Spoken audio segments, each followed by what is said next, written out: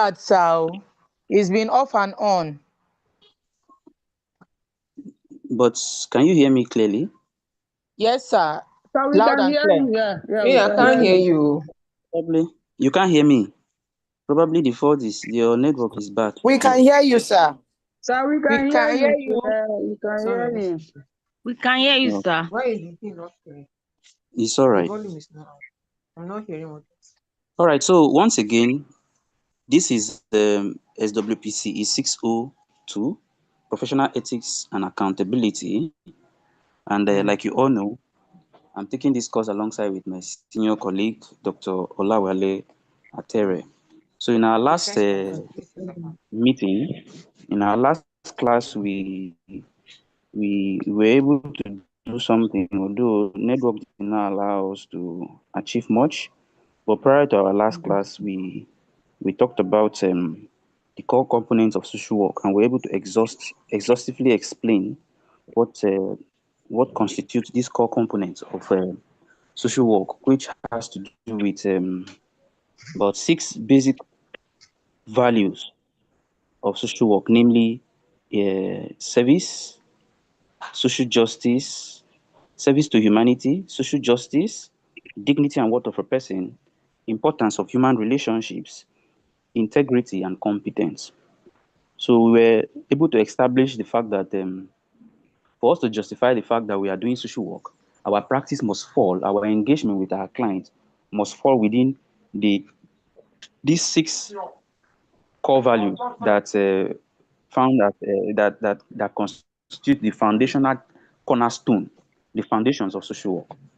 This is because the services we render is human oriented. The services we render it's geared towards uh, uh, resolving disequilibrium among humans, and considering the dynamic nature of humans, we need to be deliberate about ensuring that our practice follows through some established standards that differentiate us from what other persons are doing. For example, you can someone can wake up and decide to help people, just like politicians do. Those are services to humanity. But the difference between that and what we as social workers do is the fact that we are guided by some certain principles. That makes our intervention scientific. That makes our intervention strategic. That makes it professional. So if you see yourself practicing outside this established norm, then there's no justification that you're doing social work. And as a social worker functioning as a as a professional functioning as a social worker, what defines your practice is the fact that you are following these basic principles, these core values and ethical code that defines the profession. And we say that this is very important because it serves as a buffer, as a protection, not just to the client, but to you, to the profession, your colleague, and even the organization you're working with. So we're going to proceed to ethical principles screen according to Lewandowski and Bokloff in 1996. I want to believe you have this material because I sent it quite earlier. You can Yes, as well sir. follow through as I'm on page 22 right now. Luenberg and Dokloff 1996. So this ethical principle screen is otherwise referred to as EPS. This serves as a practical guideline for social workers, professional social workers in ethical decision making. Now, according to Luenberg and Dokloff, they state that in practice, social workers' ranking of ethical choice must comply with the following options or the following rules. One, it must guarantee the basic survival needs of all people. That is to say that your intervention with people must first of all, what should come top of your mind in your engagement with client is the fact that you must guarantee the safety of all people. So that's your engagement, that's your relationship with your client. Is it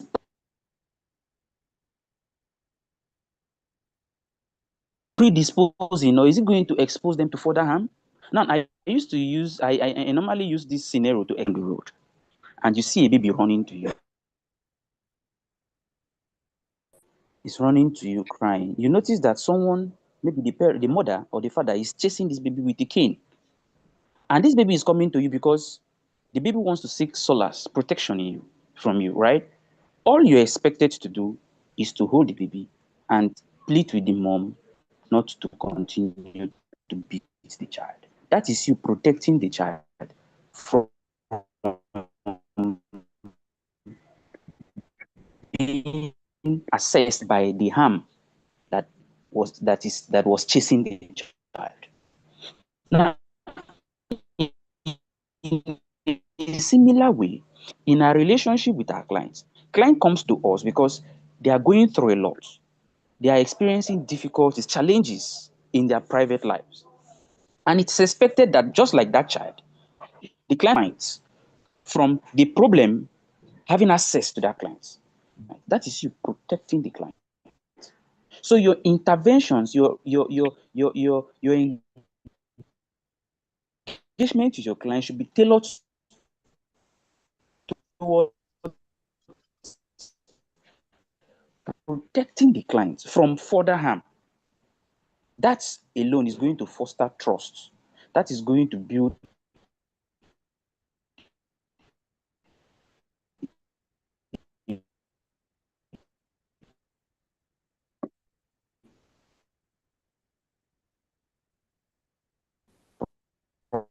So you're breaking up. professional relationship that will be centered on trust between you and the client, which would promote a So you're professional, breaking. effective Your intervention. network is breaking. Now, you, as it were, after that child comes, hold and beat him. You hear me now? Hello. Your network Yes, is sir. breaking, sir, but we Yes, can sir. hear Your you. network It's is okay breaking up, now. sir. Oh, I don't know. I don't know what's happening to network these days. But All we right, can hear you. let's We can hear you clearly now. let's keep trying now. Let's keep trying. Please call my attention whenever it's bad. Okay, just call my attention whenever it's that bad. It's okay. It's okay. So one of the things that should come top of your mind in your engagement with client is to protect your clients from further harm. And this protection, what should come top of your mind in protecting your client should be that the client's life and those around the client should be of topmost priority.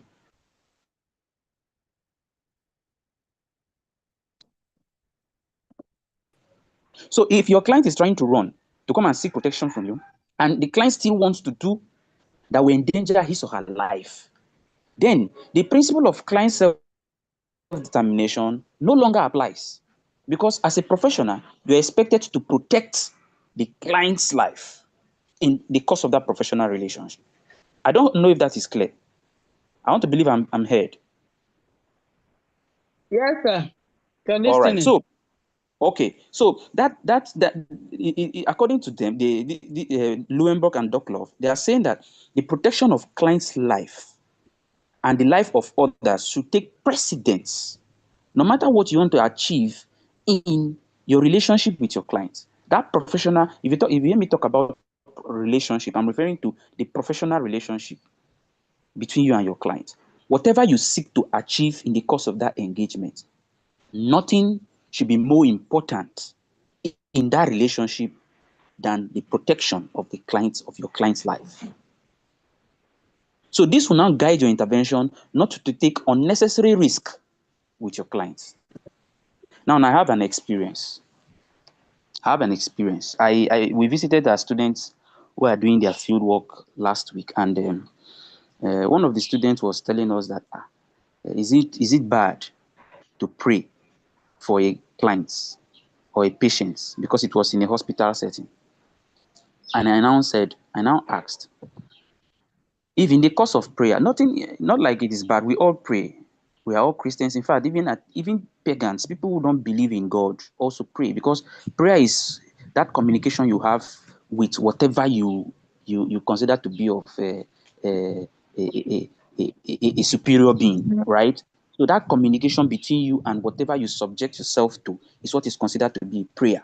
So the fact that people don't pray the same way you do does not mean they are not praying. You get the point? So now this student now asks, is it wrong to pray for a client? I now ask, okay, what if in the course of that prayers something happened, and they are now trying to investigate you, and it is now they later discover that instead of there was something you're supposed to do to either probably counsel the client or maybe call the attention of a Okay. medical professional. Look the face is Hello. showing. Check the name, please. Who is this person? Your mic is disturbing us, please. Kindly mute your mics. Kindly mute your mics, please.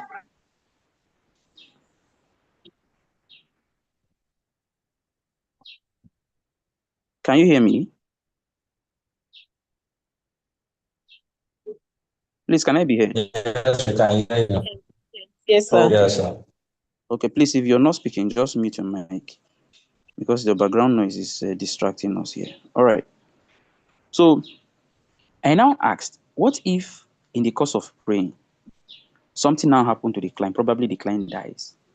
So will it be enough? Can you justify your intervention by saying, okay, fine, we're trying to help the client by praying? Does that make sense? In social work, that is why we say social work intervention is scientific. So your intervention must be diagnostic and must be measurable.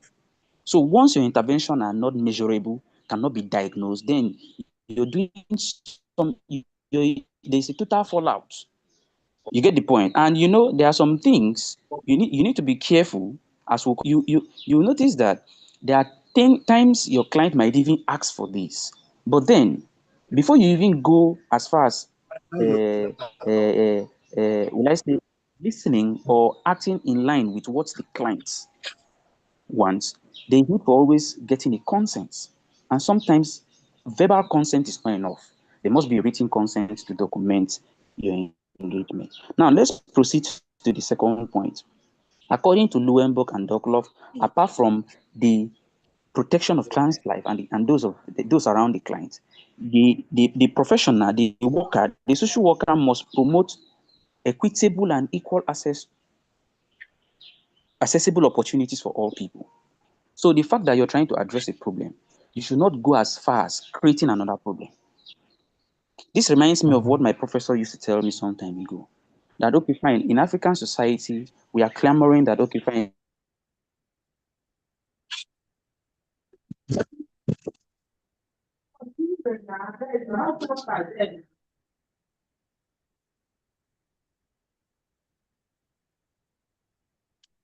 they mix between men and women in the society. We should be careful not to over empower one gender. Probably in the course of trying to balance the equation, we now overpower. So how do I mean here? In the course of your intervention, you should avoid creating another problem while trying to address a problem. So there must be that equitable. You said, okay, fine. This set of persons are not benefiting from government intervention, or this set of persons are not being looked into. Should it be to the detriment of other persons? While trying to address a particular problem, ensure that the action in addressing a particular problem is not causing a problem elsewhere. As your client comes to you for solution to your problem, your client must go back better than when he came to you. Your client must not go back, just like we always hear in situations whereby he said, because of the nature of our medical healthcare centers in Nigeria, people go to hospitals and come back worse, right? So, as social workers, we want to ensure we practice in a way that will make people better leaving us than when they came to us. And this can be achieved by ensuring equitable distribution of goods and services and ensuring equal access to opportunities for people. Right. The third point is that you are expected to guarantee people their autonomy, independence, and freedom. Yes, no matter how weak, no matter how disadvantaged and vulnerable our clients are, what we refer to as strength-based perspective in social work, that's that factors in the strength, the capacities, the abilities of our clients into the therapeutic process. So we still believe that there is this inherent strength in our client, devoid of their situation. So in the course of your intervention, you do not look down on your client. Do not feel this one cannot help himself. Do not feel that okay, fine, this one in life don't pay me. No. And agree to the fact that people still have the right to decide what kind of life they want to live for themselves. While we try to help them navigate through the hurdles of making an informed decision, we want to be careful not to decide for them. And if a client is dancing to your tune, trying to, because directly or indirectly, you might be projecting an option that will be better for the client. And the client is dancing to your tune, it is better to get a consent going forward. In Phoenix, we can't even, please, who is this person? We can't even get your name. I think you are good on something. Who is in Phoenix X640? Admin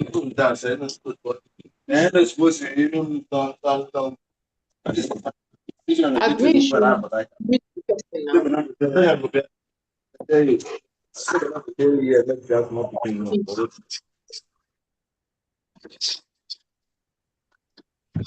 I don't know why. Just as in Phoenix X640, Oga, your mic is mute, is disturbing us. Mute your mic and rename your device. Let us identify you by your name. I'm talking to you. He won't even understand because his device is not named. Please, whoever knows him should call his name and tell him to mute his mic. Rename your device. Thank you.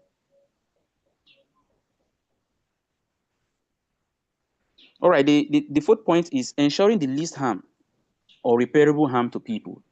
Yeah. So you see that at some point, there are times when there is nothing that can be done to take away the problem of a client. And that is why oftentimes when we hear social work, sometimes people believe that, okay, we are problem solvers. There are problems that cannot be solved. At that point, immediately as a professional, we now switch to becoming a support system, helping the client to build his or her capacity to be able to cope with that situation. There are problems that cannot be taken away. For example, if you have a client that is grieving over a loss of a family member, a relative, or maybe a job or a spouse, there's nothing you can do to help them get it back. All you need to do at that point in time is to help them cope with the situation, to still function maximally, to return back to his or her mainstream of social functioning, devoid of the problems. Another example can be said of a client who is diagnosed of cancer. Esther Onyenye, please mute your mic. Let's say someone that is diagnosed of cancer. There is nothing that can be done to remove the cancer, to take away the cancer. But then, as social workers, you can help build that client's coping mechanism, capacities to be able to cope and still function maximally devoid of that problem. So, what Leuwenberg and Doc Love here is saying is that we want to ensure that the options and decisions we settle in the course which would have the least harm. You might be faced with multiple options with various side effects. So you should be able to filter the one that has least harm and help your client to settle for that one. Now, all this we are saying, I want you to look at it this way. Your engagement with your client can be questioned anytime, any day. So begin to look at it this way. If I was called upon to assist a client 10 years ago, and later on, let's say today, they are now calling on me to explain my engagements with that client, would one or two methods or strategies adopted in the course of assisting that client expose me to malpractice suits? Can I justify why I actually set other options? So there must always be reasons to justify. It's just like in research. If you say you're using a particular research method You must justify why you're using that method. And the reason for that justification is to remove any traces of bias. Let it be that, okay, fine, I was able to do this not because of my own initiative or because of what I thought, but because I followed some laid down procedures. I was not guided by my emotions. I was not guided by my biases to make this decision. But I took this decision out of critical thinking. Yes, and that is one of the key aspects of social work, critical thinking. Right. So that takes us to the fifth point. That takes us to the sixth point, maintaining a personal or person's privacy. Remember, we are talking about ethical principles screen. Now, in the course of all of this, another important aspect in our clients, in our relationship with clients, is ensuring the confidentiality of clients. Information given to us to a third party. You only have responsibility to share to a colleague or your organization who also have the duty of providing solution or protection or services to that same client. And you shouldn't be scared of sharing same information to your colleague or organization, because the same principles of confidentiality that binds you also applies to them. So you won't be found wanting if the information leaked from your colleague, because the question will now be, why did you tell your colleague? You can easily justify yourself. My colleague also have duty of care. So your colleague will now be held responsible for revealing or releasing a confidential information about a client. But a third party outside the expanded boundaries of the profession is totally out of place and unacceptable. So when we talk about confidentiality, sometimes students think about, okay, me telling someone about my clients. No, it goes beyond that. You should also protect. You have a duty of a duty to protect that information. So that would mean that if you're going with a client's file to the house, you don't just keep it anyhow where your children can have access to it, or even your husband or your spouse can have access to it. Because your spouse might not be a social worker and the principle of confidentiality might not apply to him or her. So we want to be careful. And even when you're trying to broker, even when you're trying to link, because one of the things we do as professional social workers is to link clients to opportunities, as helping them to access resources, linking them to resources. Right now, even when you're trying to do that, you should be sure you should be careful not to go outside of the boundaries and expose yourself to a situation where you'll be revealing the confidential information of the client. An example could be traced through an intervention that I think this was done in Kaduna with a client. They were trying to share their experience. Sorry, this was an experience in Abuja. Now, there's this client that had HIV. Now, there was an intervention that was established with a professional social worker. Now, the purpose for this intervention was because the client had HIV. She agreed. But then, she could not access antiretroviral drugs, these medications that are free for those who are HIV positive. And because of her high economic status as at then, she could not afford the luxury of always paying her way to the nearby facility, because it was in a rural area, to a nearby facility where she could get access to these antiretroviral drugs, which happens to be free, right? But then, after much investigation, we now noticed that there was a close-by facility, but because of fear of stigma, right, she deliberately refused to go to this close-by facility. She preferred to go to a further one where nobody knows her around. Granted, now in a way of trying to help her access this medication so that she can continue to go on with her life, and even her children would still be happy to have a mom around her, there was this intervention that was extended to her, that was established, where she was empowered. There was a conditional cash transfer. She was empowered to be able to to take care of other things and be able to raise money to access this medication, pay her way to access this medication monthly, right? Now, one of the intervention was to see how the schools within can offer scholarship to her children, not because the children are too intelligent, but because they are indigent, right? Now, it was agreed that, okay, fine, the children, about 3 of them should be given a scholarship. And they were trying to look for philanthropists within the community and even talk to the school to see how the school can create a window where they can be given a scholarship. Now, the idea was money she spent on the school fees can now be used to take care of them and also take care of herself. Possibly she could see money.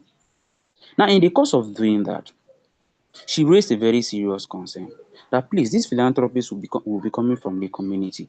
I wouldn't want a situation where they would know me. They will know why they are doing this. So why am I bringing this here? So confidentiality sometimes it's very dicey. If you're not careful, you see yourself going against it, even when you try your best. Now, all the while, you might be holding and protecting this information, but because you're so desperate in need of help, solution to this client's problem, and you want to meet a philanthropist that is willing to assist, and the philanthropist might want to ask, who is this woman? And why are we helping her? So if you're not careful, you'll begin to reveal this information. See, this client is like this, or is like this, or that is why I want to do this. So we need to be careful. It goes beyond telling. It goes beyond exposing deliberately or directly to allowing an external, a third party to have access to the information by virtue or due to your carelessness. So if it's traced to you that, okay, fine, this information got to the public due to your carelessness, you will still be liable to breach of confidentiality and privacy in practice, right? And the seventh point is exposing the truth and fully disclosing relevant information to clients. Yes, sometimes no matter how bad the situation is, we have the responsibility of communicating the client's problem to them. Let them know that this is your problem and deal with it. I am here to help you deal with it. Instead of saying, I don't want the client to feel bad. I don't want the client. No, you must communicate. And that is why one of the skills you need to develop as a professional is communication skills. All you need to do is to know how to communicate this message in a way that will not further cause harm to the clients, right? So, no matter how bad the client situation, the the the the the, the circumstances of that situation or the client situation to the client and assure the client that you're ready to help him or her deal with the problems. And the perfect example in this case can be a situation where a client is diagnosed of HIV. Let's say the husband comes to the hospital, or let's say you're working in the hospital and you notice that every month this particular man comes to the hospital to get an antiretroviral drugs, and this client happens to be your client, right? As a social worker, one of these days you'll be curious because he normally comes and you see him with a ring. He normally comes with, of course, it's your client. You should know if he's. Please, what about madam? Is madam aware of your HIV status? In most cases, to some of us who are in a hospital setting, you will agree with me that in most cases, spouses of some of our clients who are HIV positive they deliberately decided not to tell their partners because they are scared of their partners accusing them wrongly or saying that, okay, fine, you went outside to get the stuff and the rest. So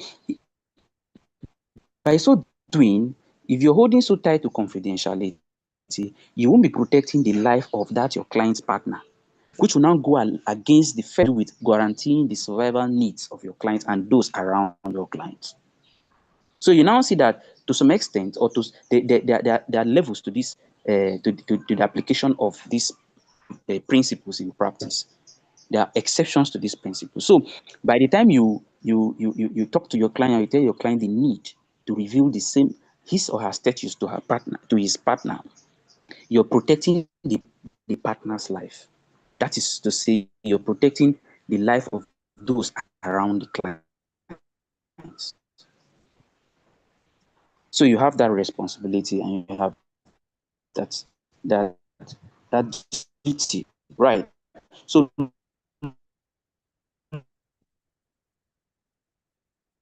Lewinberg and Duckloff are suggesting that ethical principles that can be used in ranking order, beginning from with the how is it called, uh,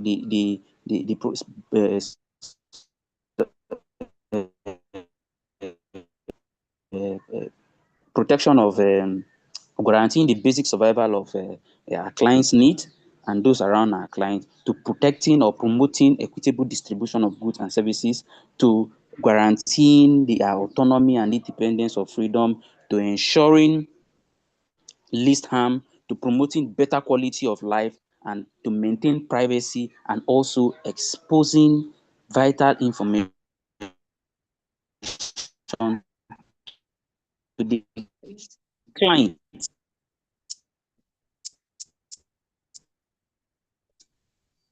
and letting the client know that you as a social worker is willing and better equipped to help the client deal with And they do yes, this. most of the things when in the talk, the person they go off and Right. on. So they are saying that we need to follow it like that.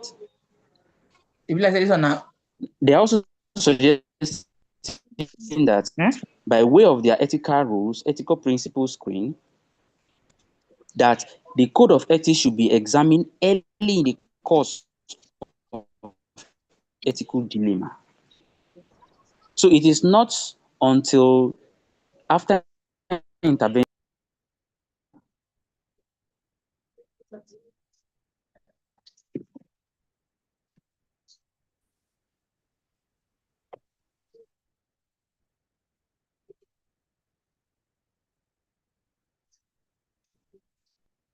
Sir, we can't hear you.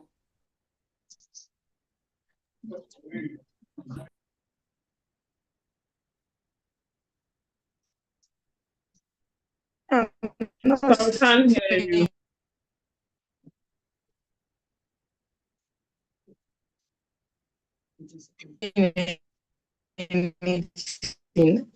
I'm saying no use.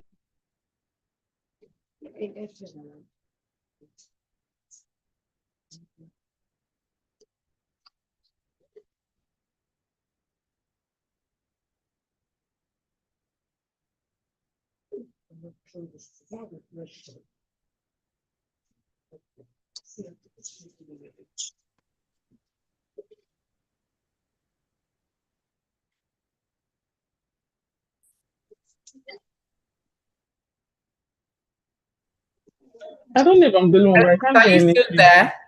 The class ended. As the class ended.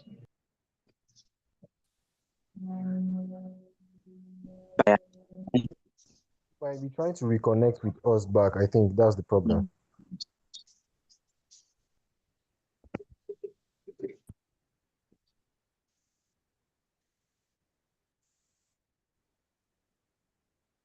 By our client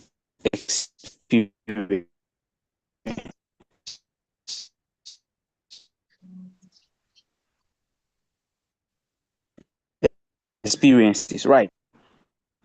So now, the fact that your clients are experiencing, or the fact that a social worker does not mean the problems your client Hello, is sir. Your experiencing network is bad, cannot sir. experience.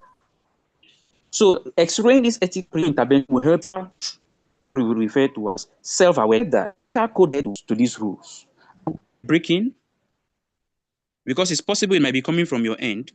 Please, am I breaking? Breaking, sir. Hello, You can Yes, someone you are. else confirm this? you're Yes, breaking you a lot. are. I can't really get anything out of the class, sir. For the Hello, I past know. 3 minutes. Hello, calm down now.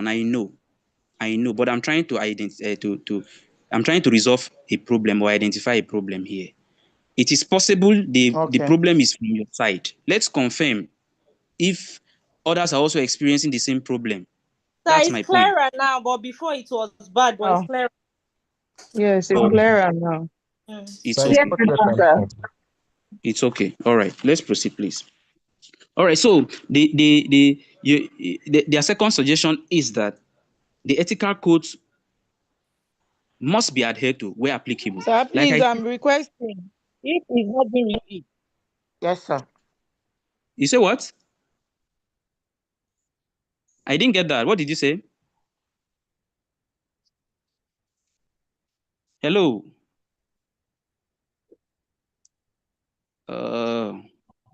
Continue, sir. Continue.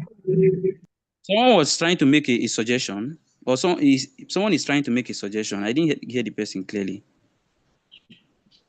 It's me, Grace Ago. I was saying if we can have the course notes, since we're not really getting the lectures because of network problem. All what I'm saying, this is page 24 of the material I shared with you.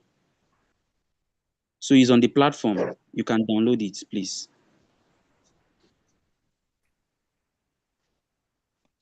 Exactly. Hello, sir.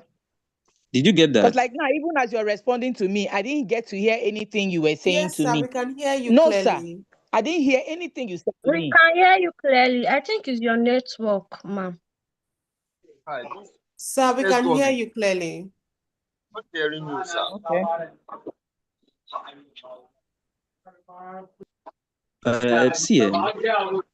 Hello. Hello. Hi, sir. Can we proceed? Yes, we are hearing you now. All right. So Yes, we can hear you clearly. thank you. So their suggestion is that you need to X-ray. You need to look into the code of ethics and identify which one applies or how it applies. Because, like I said earlier, some principles or some ethics, some codes might not really apply because cases are different from one another. There are some cases that there are some clients case that would require emphasis on confidentiality, while another one might require emphasis on non-judgmental attitude and the rest. So, as a social worker, you need to understand how it applies, which principles and which code of conduct or ethics applies to a given situation, and follow accordingly, right? And the third suggestion is that if the ethical dilemma cannot be addressed by the ethical code, then ethical principles screen must be followed. The ethical code must be read with the ethical rules regarding the action or omissions that are seen to be unprofessional or unfitting. So that is to say that where the principle does not apply, you follow the ethical code. And where the ethical code still does not apply, you have to justify, you have to state it clearly why you're settling for another option. Like we said earlier, if a client is HIV positive and is decided not to tell his or her spouse, then as a social worker, you're not expected to still uphold to the principle of confidentiality because you'll be exposing the client's partner to harm. So all you need to do is to call the attention of the client and tell the client, help the client to report or inform the partner of his or her status. And if the client refuses, you should also make plans to see how you can assess the partner yourself, or involve an appropriate agency or department to handle that. So by so doing, you'll be able to you can justify the reason why you're not upholding the principle of confidentiality at that material time, because it no longer applies to that client situation. Now that takes us to social workers' accountability, right? Social workers' accountability is multi-dimensional. We have to be accountable to ourselves as professionals. We have to be accountable to our colleagues. We have to be accountable to the profession. We have to be accountable to the organization or the agency we are working with. And you also need to be accountable to the professional institution. So social workers are accountable for their actions, to the values of and the principles of the profession, known as ethical standards and responsibilities, which also requires them to act in a reliable, honest, trustworthy manner. They are answerable to the clients, to their professional bodies like National Association of Social Workers, Chartered Institute of Social Work, National Association of Medical Social Workers, and the rest. So social workers are expected to be accountable, are expected to practice in a way that makes them accountable. This now takes us to the ethical standards and responsibilities. As a professional, we are expected to be accountable in 6 different ways. 1, you are expected to be, you have this ethical responsibility to your clients. 2, you have ethical responsibilities to your colleagues. 3, you have ethical responsibilities in the professional practice. 4, you have ethical responsibilities as professionals. 5, you have ethical responsibilities to social work profession. And 6, you have ethical responsibilities to social work in the institutions. Now, let's break it down.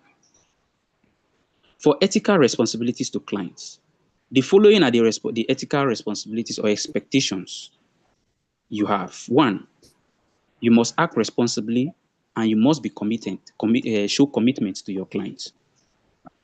And one way you demonstrate commitment to your clients is having an appointment with your clients and following through that appointment. You cannot tell your clients, let's meet on Monday by 9, and the client is there by 9, but you're still on your way to your clients, to the venue. That is lack of commitment. And you're indirectly destroying that professional relationship, because at some point, when the next appointment comes, after that engagement, the next time you say, okay, fine, let's meet on Wednesday by 9. When you get to that Wednesday, do you know what will happen? Your client will say, this is my social worker, when they come early. He said 9, last time he came around 11. Okay, no problem. I will go around 10:30. And when he gets there 10:30, you're not there. You say, you now come around 12. You say, okay, it's like now 12. This man, they always come. So you see that you're gradually destroying that professional relationship. You must be that if you show lack of commitment to your client, automatically you build the client's confidence on you. That is so unprofessional. And by the time the client begins to, will I say, lack that confidence in your engagement, in your intervention, there's nothing you can do to help that client.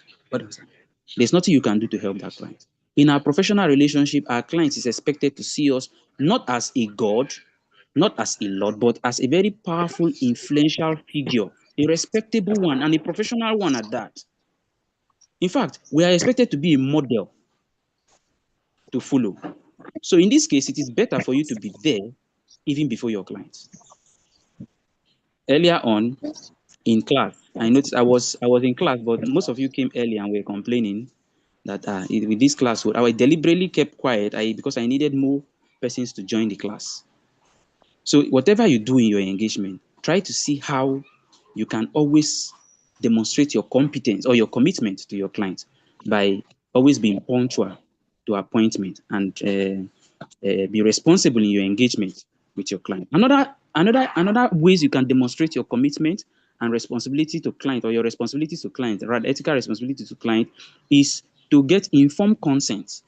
By the time you do things not out of your own discretion or initiative, the client sees you as, that builds trust. The client notices that, okay, feels that, have that sense of belonging, that, okay, fine, you're not doing this because of what you want or how you like it, but you're interested in helping him the way he or she wants to be helped.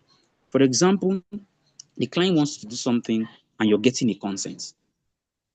Immediately, that is going to send a message to the client that, okay, fine, you're not willing to do anything wrong.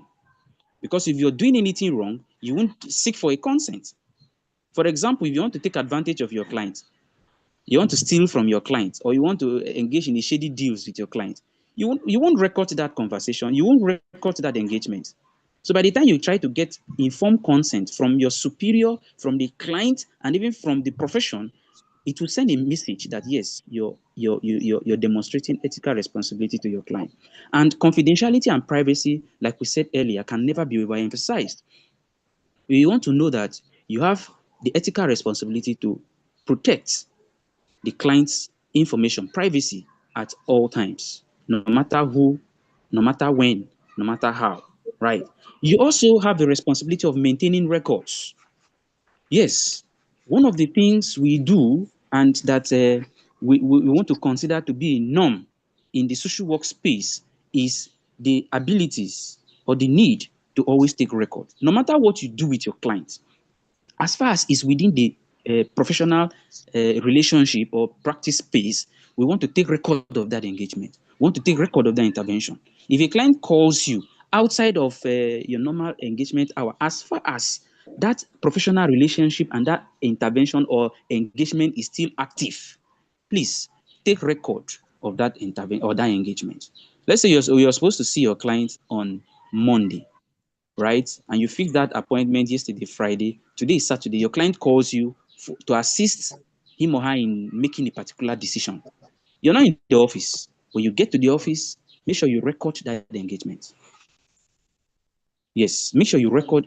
So you have a duty, a responsibility to take record. That is why sometimes in your engagement with your client, you will see your clients even calling you to say, please, so and so day, what did we do? Or there was something that happened. There was something I told you. Please, can you remind me? And immediately, if you're able to take records, you go to your records and you fetch the records to assist your client. That shows you're keeping up with your responsibility. And oftentimes, also know that some of these records might serve as evidence in courts or in some agencies to resolve some problems.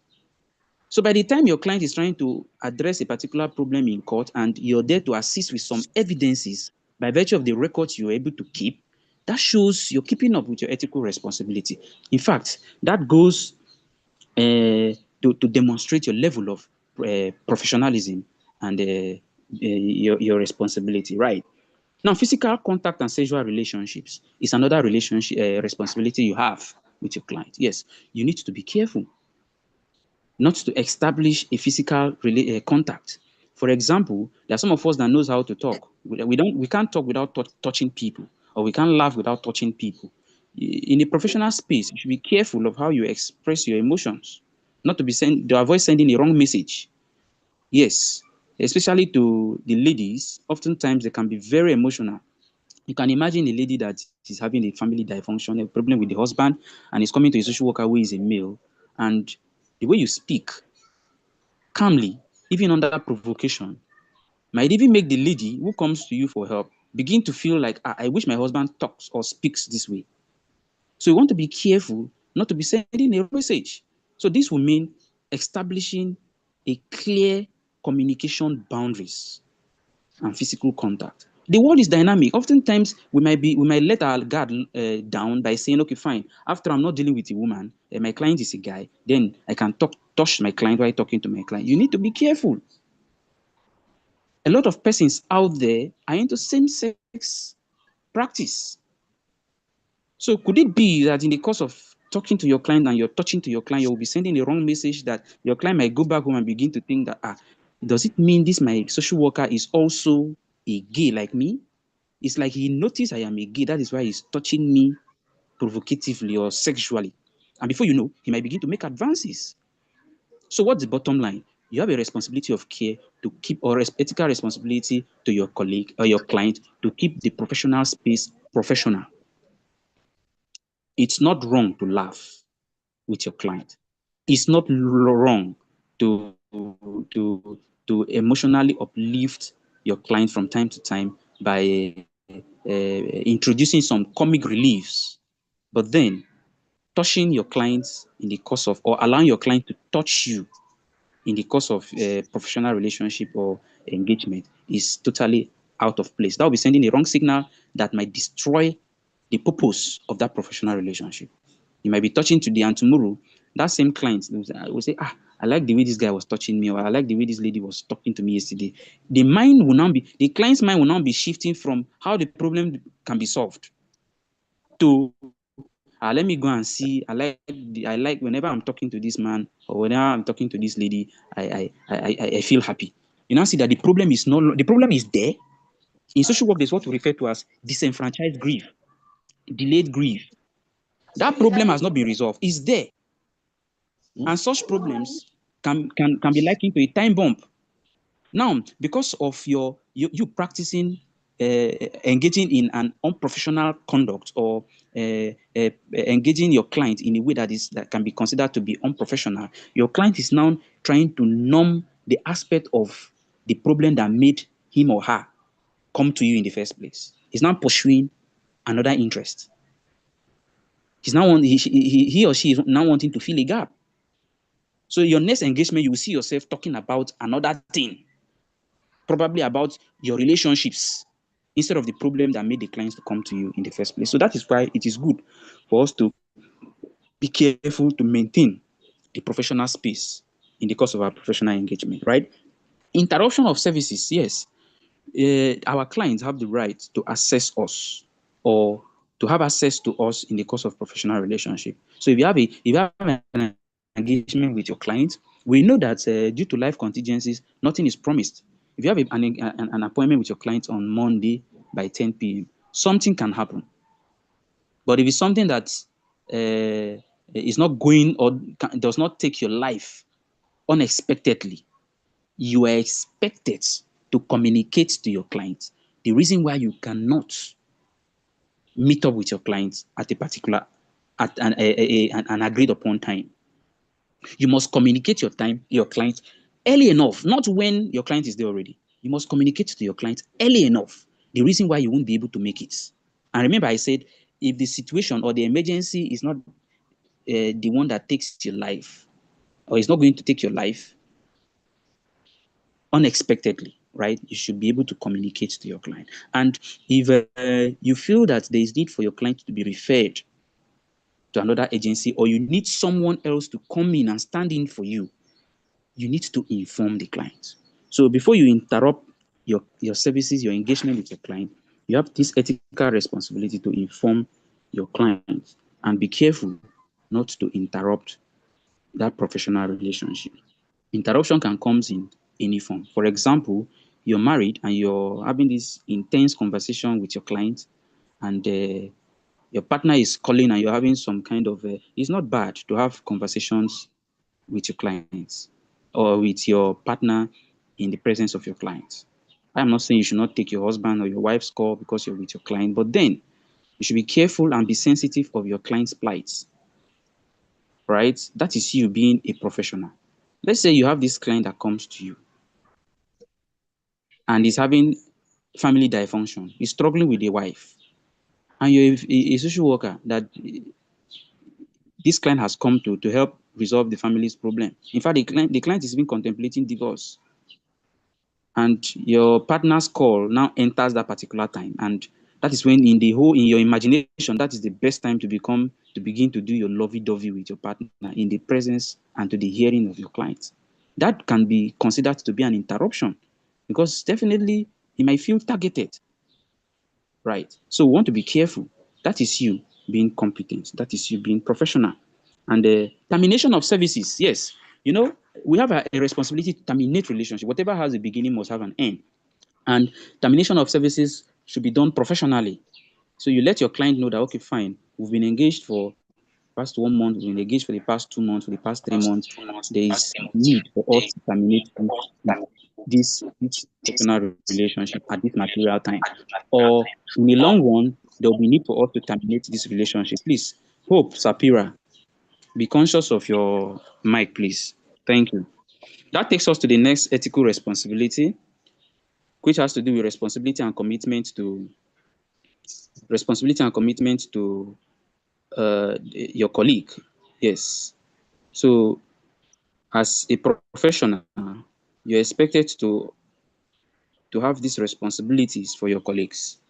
So no matter how well positioned you are in the agency you work, you operate with, you want to be conscious of the professional space and ensure that you're not disrespecting your colleague. Right. You see, if colleagues are at loggerheads, there's no way clients can trust our intervention. That reminds me of one story I heard earlier on that there's this couple that had issues. They had serious issues. They were fighting. One day, they now decided to go and visit their pastor to report their problems to their pastor so that their pastor will now help advise them. But on reaching to the house of their pastor, they met their pastor and his wife fighting seriously. In fact, they ended up separating them and went back home with their own problems without telling their pastor and look for ways to resolve their problem. Why am I saying this? If we are fighting, if we are struggling, we are always at loggerhead as professionals, our clients can never respect us.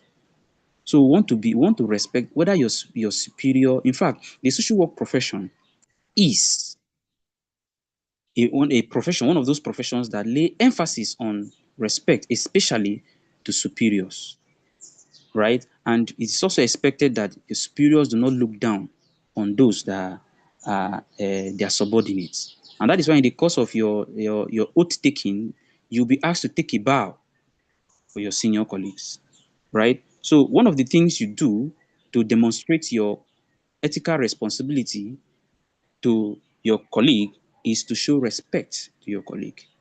Yes, you want to show respect. If you're working in an agency and your colleague tells you to do, especially your senior colleague tells you to do something, you have to follow through.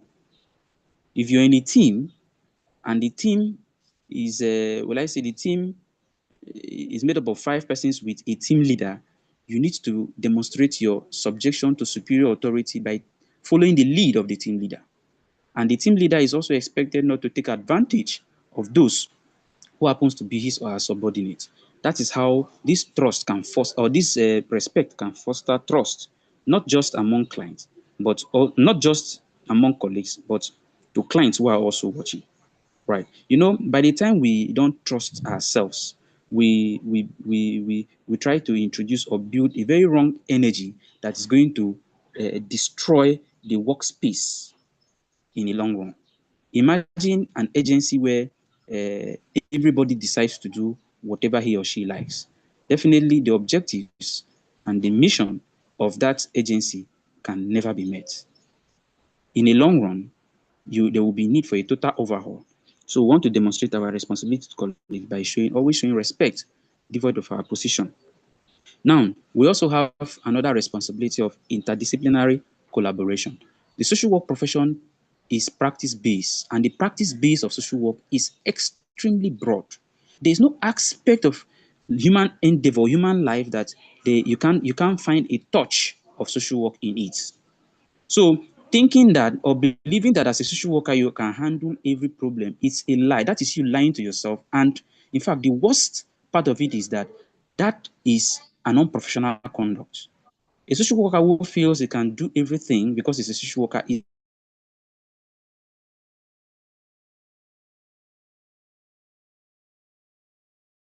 needs intervention. You need the help of a professional. So sorry for saying this with like those who happens to be in the medical field who always feel that okay, fine, they are more important and more relevant in the life of a client than others, and who always want to project themselves to the client, making the client feel that okay, or the patient feel like okay, fine, this is my problem. Na nurse they. No, we believe that as professionals, I cannot just act in isolation. There are other aspects of the client that requires the intervention of professionals from other specialties, not just from outside social work, but from within social work. Let's take, for example, you're working in the medical field. Let's say you're a medical social worker and this client comes to the hospital, was admitted with bruises. The doctors are just interested in treating those bruises, ensuring you get well. But after careful observation and interview, as well as data collection, you notice that this client was beaten by the husband. And the client is almost being discharged to go back to the same house, to meet the same man that sent him to that place. So you now see that there is need for intervention. After counseling and helping the client to see how therapy and be healed, to recover fully, there's need for a family social worker to intervene. And that goes beyond your intervention space. That goes beyond your area of specialty. So there is need to call the attention of a colleague who happens to be a family social worker to intervene at this point. So that shows interdisciplinary collaboration. There are times you might not necessarily call the attention of a social worker. You might call the attention of a psychologist. You might call the attention of a nurse, a psychiatrist, or a medical doctor.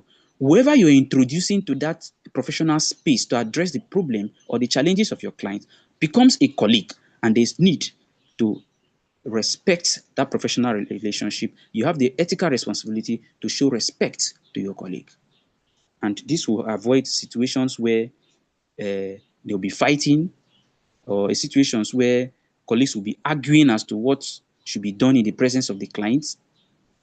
I know of a situation where a patient had to leave the hospital when he saw his doctors quarreling and arguing over a therapeutic plan, a treatment plan that is most suitable to the client.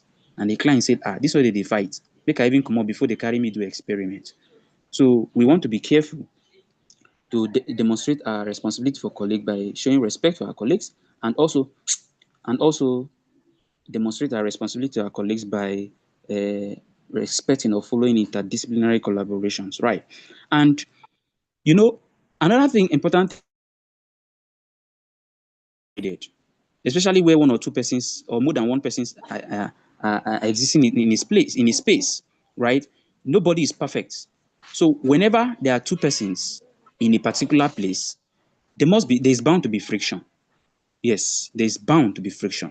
So the fact that we are professionals does not mean from time to time, we won't have our misunderstandings. That doesn't mean we won't have our misgivings. So that being the case, we must demonstrate our ethical responsibility by resolving disputes involving colleagues. Instead of fanning embers of war, instead of instigating fights, we want to be ambassadors of peace. How do I mean? You happen to find yourself in an agency. Earlier on in our first class, I remember addressing the question that as social workers, you must operate from an agency. It's just like a lawyer or a medical doctor.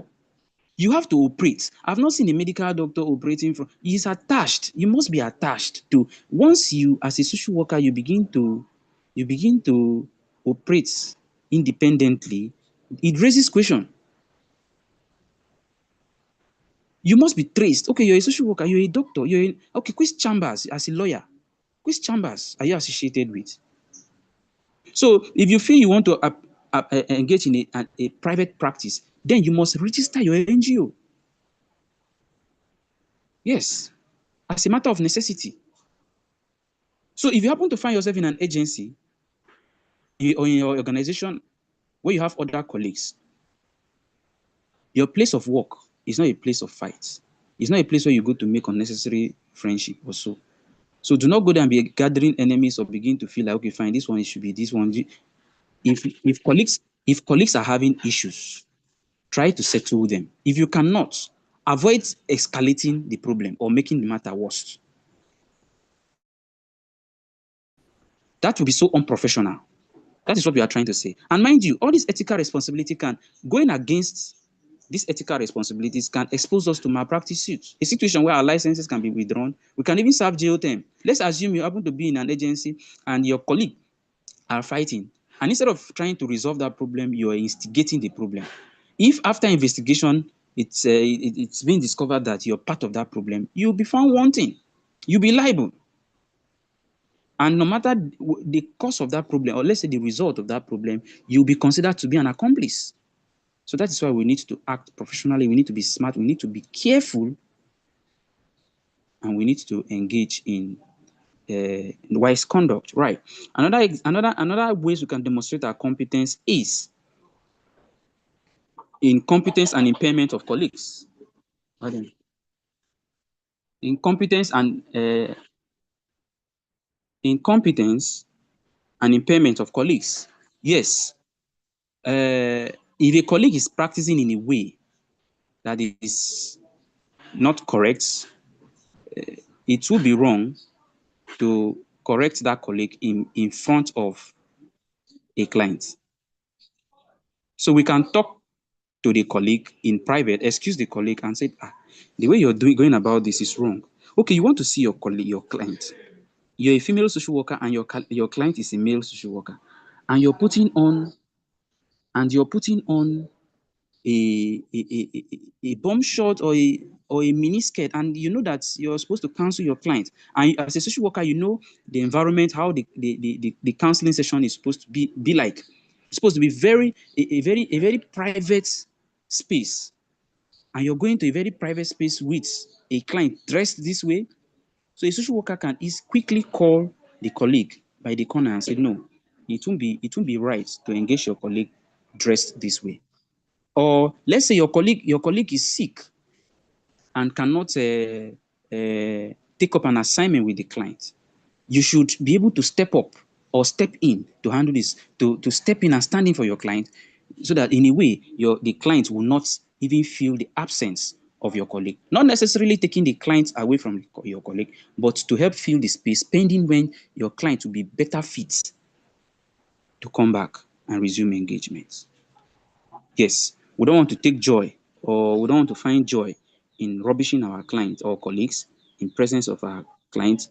Rather, I want to see how we can be a support system. Same way your client is expected to be a support system to you in the professional space. An unethical behavior of colleagues. Yes, we can demonstrate our responsibility to our colleagues by pointing to a wrong deeds of our colleagues and telling them to adjust, and if possible, call the attention of the superior authority to address the problem.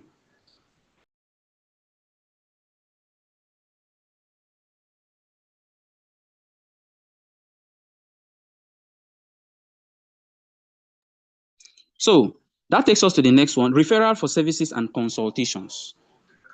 Yes, so another thing we are expected to do is, another way we are expected to show our professional responsibility to our colleagues is to refer.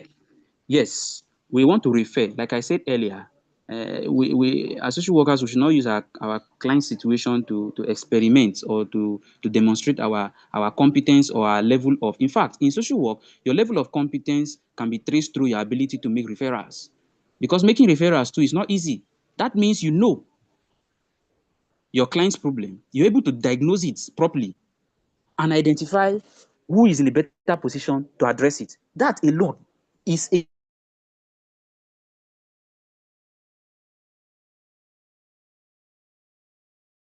of competence.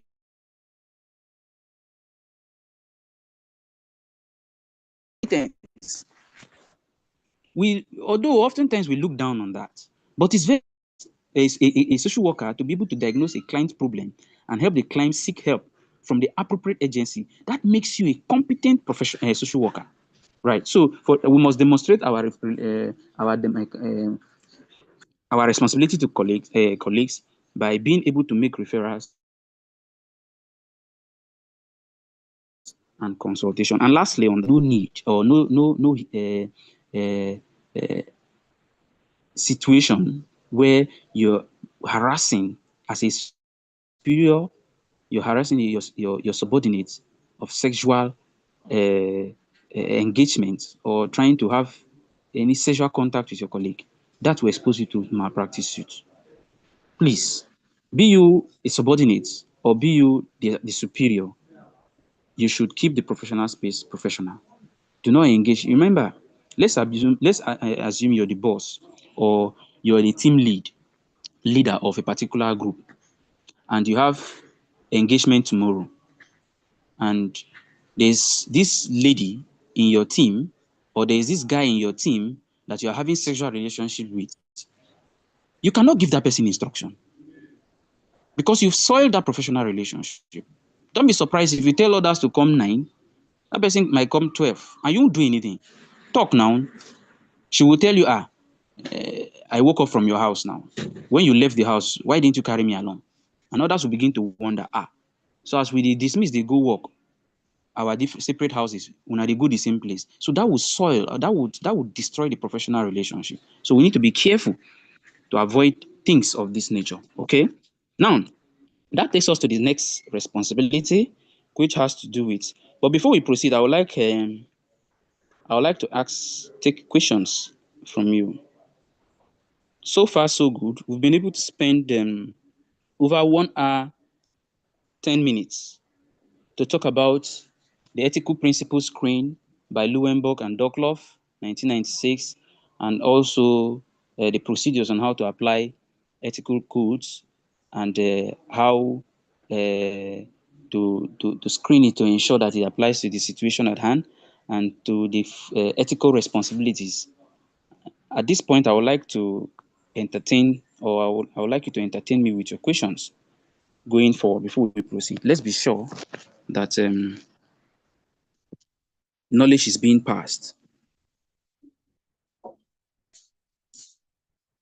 I want to believe I can be heard. If you have something to say, kindly indicate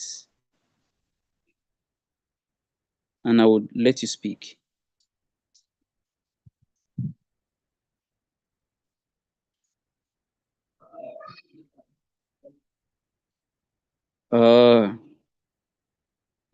You want to make me believe that all what I've been saying is clear. And Yes. you understood everything? Okay. I can see the hand of Adebanji. Please unmute your mic and speak.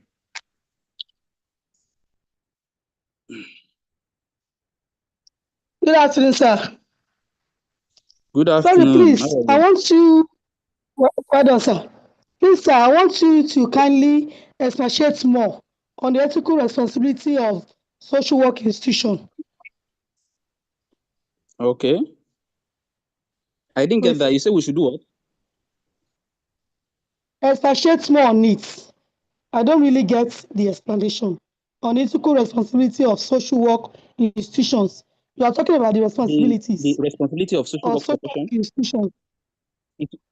No, social work Okay, institution. I think so far what we've talked about is yes, so far what we talked about is I just mentioned ethical responsibilities to social work institution, but I'm yet to explain that. We'll get to that, right? So far, what we've explained is your social workers' responsibilities to colleagues and social workers' responsibilities to clients. So as we proceed, we'll get to the social work responsibilities to the institutions, right? All right. Thank you, sir. All right. Any other question? Hello, sir. Is that Bright Iboho? Yes. Hello, sir. Ibaho? Hello. Is that Bright Ibaho? Hello, sir. Please, we can hear you speak.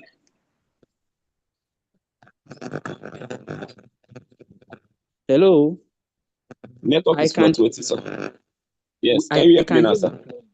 I can hear you. Please speak. Let me start by saying I really appreciate how you are taking your time to break this down. I think earlier on you said that the knowledge we acquire while we were in school was just what was required at that level. And I believe I'm seeing a very big difference between the 4 words and the training we are undergoing here. So that at the end of the day, by the time God willing, we are released into the system, we will not bring shame to this profession. But I have a question, and my question is this. In my own understanding, I strongly believe the essence of any law in a country or society is for justice and not merely for peace. My question is this: how can social workers fight against injustice via the social work ethical code of conduct in a world where the lawmakers are the criminals? Is it possible, going by the ethical code of conduct of this profession, fight against injustice where the criminals are the lawmakers? Because that's what we see using Nigeria as a case study, even going down to our communities and the environment. We see this on a daily basis. And from the classes we've had so far, I discovered that social workers, they have a lot of work to do. So going by this ethical code of conduct of the profession, how can social workers? All right. Thank you very much for that question. Mohammed Matawaki. Please mute your mic. Mohammed Matawakil, thank you. Thank you. Adebanji, please bring down your hand unless you want to ask another question. Thank you. Thank you. Antonia Agelebe. You want to say something? Okay, the hand is down. Okay. All right. Thank you. Let's now address the question that was asked. Sorry, you didn't tell us your name. That was Iboho, right? The question asked by Iboho. I want to believe you can hear me. You see, as one of the core values in social work, we are to pursue or seek for social justice. And in this country where the corruption we are trying to address is being perpetuated by the same people that are supposed to come up with policies to address and arrest the situation, what can be done? Now, as a community development social worker, let me start from this. One of our intervention strategies as social workers is to inform good leadership. Let's say you go to a community and the problem of that community is as a result of power dynamics. The chiefs in that community do not want, as we always know, we've always seen in many cases, if you go to some rural communities, you'll notice that the chiefs are so power tight. With the power tight syndrome, they will never want the youth to be empowered. They will never want the women to be empowered, so that they won't take part in decision making, and they will continue to come up with bylaws or policies that are just favorable to them. And they'll be using that as a tool to control the populace. Now, in social work, we believe in the nature-nurture theory. In Nigeria or Africa, we believe that leadership positions oftentimes are inherited. That can be traced to our traditional system where we believe that, okay, royalty flows in the blood. But we also believe that, as social workers, we also believe that a leadership style or ability to govern the people can also be taught, can also be learned. So if you go to a community and you notice that, okay, fine, we have a problem with leadership in this community, and there is need for us to address the issue. There are so many ways we fight. It's not just to fight, engage people in physical fight or begin to quarrel.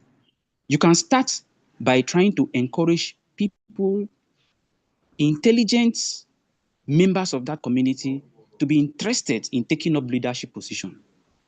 For example, you make one or two consultations in the community. You're a retired major general. You're a retired professor. You're a retired medical doctor. You're from this community. And yet, you're keeping quiet. People are taking over leadership and see the way they are bastardizing everything. You begin to encourage them to see the need to take up leadership positions. And after they agree to take up leadership position, you begin to try to tilt people's attention to these persons. That, okay, fine, the reason you find yourself in this situation is because those who are taking up leadership are not doing the right. In fact, they are not well exposed. We have people that are well traveled. We have people that are educated.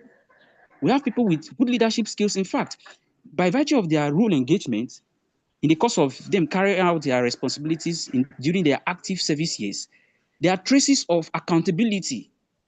There are traces of them being responsible in practice. It's now time that they are retired. It's now time for us to benefit from their expertise. It's now time for us to benefit from their experiences as our own sons and daughters of this community. Let us give them opportunity to lead us.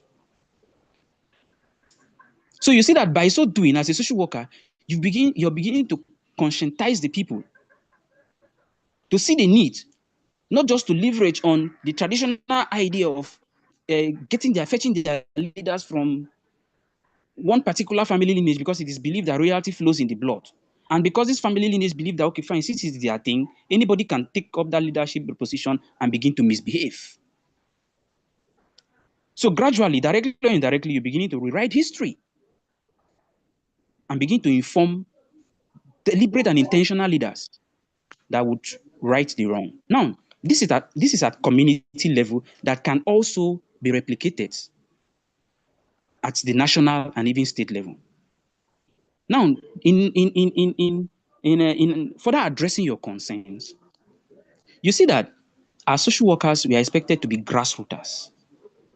We are expected to inform policies. If you go to the Congress in the West, I think in the US, you will notice that a lot of persons who are surrounding the House of Congress are social workers. Why are they there? You see that they are the ones making the research, understanding people's problem, communities and individuals' problem, organization problems. And with the research, they are coming up with policies. And you see them in the House of Congress trying to lobby. You know, in Africa and in Nigeria, the concept of lobby is considered to be, will I say, a corrupt term. But in practice and in social work, it is not. To lobby someone is to help someone who has not really paid attention to a particular aspect of life or a particular thing to begin to consider it and to see its importance. That is you lobbying that person. So oftentimes, as social workers, our responsibility is to lobby lawmakers to help them see the need to come up with policies that are people-oriented. And these policies are not just driven by our emotions as social workers. They are born from scientific research, responses from people's lived experiences. Definitely, such experiences, such policies would be people-oriented and would definitely address people's needs. But the difference is the case here in Nigeria, where people stay in Abuja, formulate policies, and when you bring it to apply to the people you're supposed to address their problem, they begin to see it as something that is foreign. So in an environment, you can address issues. Another way you can inform change as social workers is to inform, is to push for what we refer to as social action, civil disobedience, like what we have in the East, although it's now considered to be too extreme, where their leaders said that, okay, fine, every Mondays, nobody should go to work. That is civil disobedience. That is a social action by way of protesting that, okay, fine, the government should. There are some persons that will say, okay, some places they will do this by virtue of going for a hunger strike. So these are various ways social workers can inform change. And, like I said, as grassroots, these tools and these activities we are engaging in Nigeria is actually the right tools and the right engagement, but carried out by the wrong people with the wrong strategy. But the difference now comes when social workers do this with informed, or will I say, people-oriented opinions. For example, let's say, okay, before declaring sit-at-home order, or let's say hunger strike or civil disobedience, you carry out an informed research within a particular state, getting people's opinion. This problem that we are experiencing, how do you think we can address it? And out of 100%, 60% says that, okay, fine, we should look for a day and go on strike.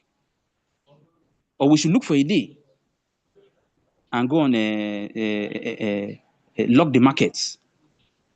You see that by the time you do it 1 or 2 times, since the people are carried along, you see that they will support that idea and you begin to experience some level of change. We sit down here and we allow people to make decisions without we taking charge or try to be in the process of influencing change.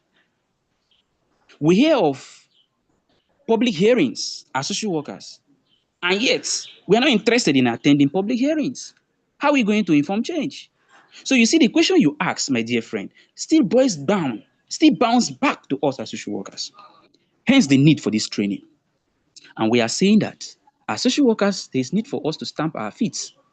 You made a statement that is very touching, that at the end of the day or the end of the training, we won't go out there and shame ourselves. Yes, you don't have to be trained this way, and in the end, you join. You say if you cannot beat them, you join them. No, we are change agents. Let us try to see how we can be involved, actively involved in making a change. If there's a policy they are trying to come up with and there's a public hearing, attend those public hearings and challenge the decision they are making. The government wants to do this. Advocate. Advocate. You have platforms. What are you using your platforms to do? That is why I said that as a social worker, you don't need to wait to be employed. You don't need to wait to be employed. Once you get your license, you have your background in social work, register an NGO. Use it to advocate. Use it to push for change. Use it to create awareness. Use it to engage in advocacy. If you do your part, I do my part, others do their part. Together as social workers, we will drive home that change that is looking like it is impossible today, but it's very possible if we put our efforts together. I hope that addresses your concern, my dear friend Ibobo. Yes, sir. Yes, sir. Yes, sir. Very pleasant. Thanks, sir. All right. So that takes us to ethical responsibilities in professional practice. Yes. In professional practice, one of the ways we can demonstrate our responsibilities, ethical responsibilities, is in education, consultation, and training. Yes. Please. In social work, there's levels to engagements. We have a lot of problems. I am one of these persons that I lay bare my mind, because especially when I know I'm convinced and I'm sure what I'm doing, right? You see, the social work profession is not porous. It's not something you can just jump at and you feel okay, fine. See, this class now is made up of different people, will I say, people from different background, allied disciplines. Some of you just have a diploma in social work. Some of you just have a PGD in social work. While some have both masters, BSc, and even PhD in social work. They are not the same. So your level of engagement and professional placement or practice, you're not expected it to be the same. If you want to grow in practice, then you must engage in trainings. You must be open to further training. You just have PGD. You just have diploma in social work, and you want to compete with someone that has PhD in social work. Nobody is saying you cannot do what he is doing, but then you must get the required qualification. Earlier on, we were talking about professional. In fact, we had this conversation or argument a lot when it was time for field work. A lot of you were saying, I've been practicing as a social worker, but I don't have. You've been practicing as a social worker without having a certificate in social work.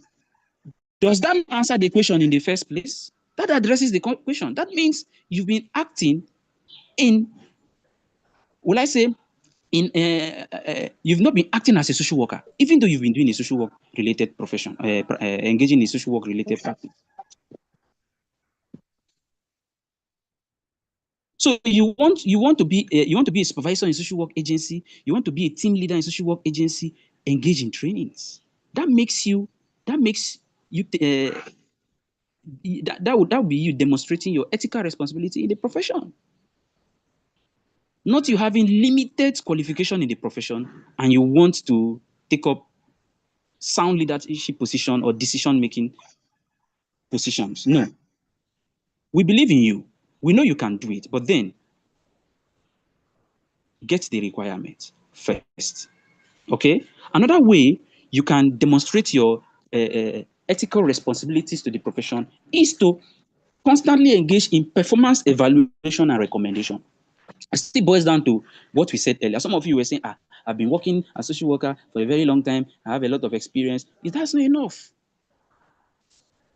Social work, there's what we refer to as cultural humility. Yes, we can apply it here. You must be humble in practice. Constantly, the society is dynamic. What you know today might not be applicable tomorrow. So don't always feel you know too much. Yes, don't always feel you know too much. I was in class teaching a colleague of mine. We did our program together. But he came and he attended the session where I happened to be a facilitator. And 3 weeks or 1 month later, I attended the program and he was a facilitator. I sat down and he taught me the same way he sat down and I taught him. So in social work, you must always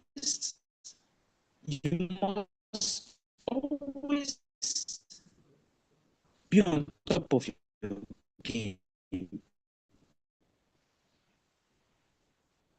And like I always tell my students, my undergraduate students, you must never be caught on fresh. So constantly evaluate your performance. There's a difference between being effective and being efficient. Yes. Every day, yes, you've been attending to 10 clients every day. Every day. I've been attending for the past 10 years. I can be efficient by doing the same thing I'm doing with my clients, but within less hours. That is you being efficient. That is you evaluating your performance and making recommendations for improvement. That is you upholding the ethical or demonstrating your ethical responsibility to professional practice. Another way you can demonstrate your ethical responsibility to professional practice is client transfer and record keeping. Yes, you see, you might be engaging your clients without taking proper records. Where there is going to be a problem if there is need for you to transfer that client to another agency or another professional. We are not like lawyers, where if you want to change your lawyer, the other lawyer will now be angry that, so you want to take my food and give to another person, then you have to pay. They will not release most of the information. That is unethical in social workspace. It is expected that if you're transferring a client to another agency, you're expected to transfer all the record. And you cannot do this if you fail to keep records during the course of your engagement with that client. So you now see that the act of not taking records in your engagement with client is unprofessional. And that is you going against your ethical responsibility in professional practice. So it is expected that you keep records of your client engagement to use or to leverage on it whenever the need arises. That takes us to the next responsibilities, which has to do with ethical responsibilities as professionals. Yes, as a professional, this has to do with you, your own self. You need to take care of yourself. You need to take care of your mental health. There's a saying that you cannot put something on nothing. So if you continue to proceed like a car without thinking, okay, fine, there's need to change oil, there's need to change fuel, there's need for maintenance, then you will definitely crash one day. Yes. So take care of yourself, take care of your mental health. Because in social work practice, there's what we refer to as vicarious trauma. Now, in practice, you're expected to connect with your client, to understand your client's situation.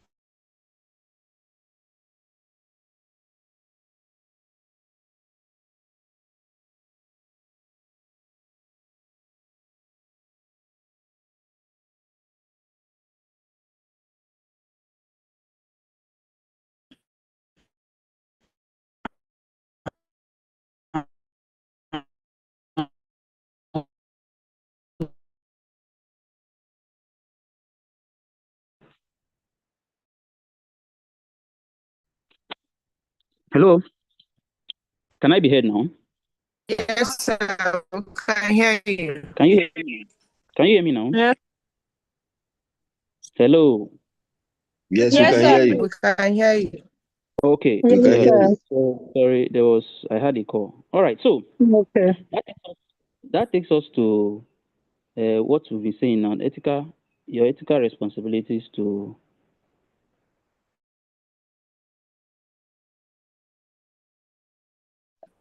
in the profession, right? That you should take care of yourself. And we say that as social workers, we are expected to take care of ourselves, and we look down on the importance of taking care of our mental state. But then, look at it this way: we are not immune to the problems our clients bring to us. We are humans. We can also be faced. In fact, we have a lot of social workers who are divorcees, yet they are handling their clients' problem to help resolve and bring back their partners, bring back couples. So that is to tell you that even the problems we help our clients to resolve, we ourselves, we are going through those problems. But we are just being professional, right? Now, what this entails is that in the course of your engagement, there is need for us to take care of ourselves, because what we do to our client can also affect us. Now, you connect with your clients by what we refer to as empathy. That empathy helps put you in your client's situation, and you begin to directly or indirectly feel the pains, the anger, and the frustration of your clients. Now, if you refuse to deliberately, from time to time and occasionally, clear those backlogs of frustration experienced by virtue of your client exposing you to his or her experience, which is referred to as secondary exposure to traumatic experience, you can be affected. It can mar your personal relationship in your family and even in your friends, with your friends. So there's need for you to engage in self-care, oftentimes to clear those backlogs. If not, it will be accumulating. And once it has over-accumulated, it will explode. And one way we can take care of ourselves is to engage in what we refer to as professional competence. Professional competence is not just about you updating your skills. It's also to ask yourself some reflective questions, so make a self-scrutiny. What level of engagement with my clients over the past 3 months or 6 months do I think has influenced or affected me? How can I expose myself to some care deliberately to clear my mental health so that this negative exposure will not impair my intervention and my professional relationship with my clients going forward, or even my personal relationship with my partner, my children, or even my relatives? So that is how we can demonstrate our professional competence, by not just updating your skills, although that is part of it. One way you can demonstrate, like I said earlier, you want to be a leader in a social work firm, or you want to be the head in a social work firm, then you must gather the required qualifications. So you must demonstrate your competence first by showing that, okay, fine, you've been trained. And that is you presenting a document, a certificate that you've been trained. And that certificate comes with experiences from field work, which happens to be part of the training in every social work exposure or social work training. So if someone is telling you, fine, I'm a social worker without any social work experience or field work experience, then that person is half-baked. That is why we are very intentional here about you going to field, with the exception of those who are social workers, because it is believed that, and it is expected that in the course of their training, they've been exposed to field work. Another way we can demonstrate our professional or ethical responsibility as professionals is private business and dishonesty. Yes, sometimes the agency we work with, we begin to deal with our clients. The truth of it is, you see social work, it will bring you close to people that on your own you would never imagine. Yes, if you're fortunate, a lot will come back to thank you, or even, let's say, continue with the relationship even after termination. But the truth of it is, social work practice will bring you close to people that you never, in your widest imagination, to think of. Let's say this client comes to your agency to help address a problem he or she has been going through, and you are assigned to help assist this client. And in the course of this, your professional relationship with the client, you notice that this client is a very influential person, a top politician or a business mogul. And if you're not careful, you begin to establish a private business with that client. For example, another example could be you're working in a medical setting. Let's say you're a medical social worker, and a client comes to you, and you begin to see how you can divert that client to another. Maybe your husband owns a hospital, or maybe your brother or a friend owns a hospital, and you begin to divert that client to your relative's hospital, or for the clients to be operated in a private clinic, because the owner of that clinic told you that any client you bring, 10% is your own. Let's say if you bring a client and the client happens to pay 1 million naira, that means 100,000 naira is your own. And in the spirit of an African man or a Nigerian, you want to hustle. You instead of attending to clients that comes to you, you begin to strike a separate deal that will divert your clients to another agency. That is totally unacceptable and unprofessional. It is unethical and can expose you to malpractice suits.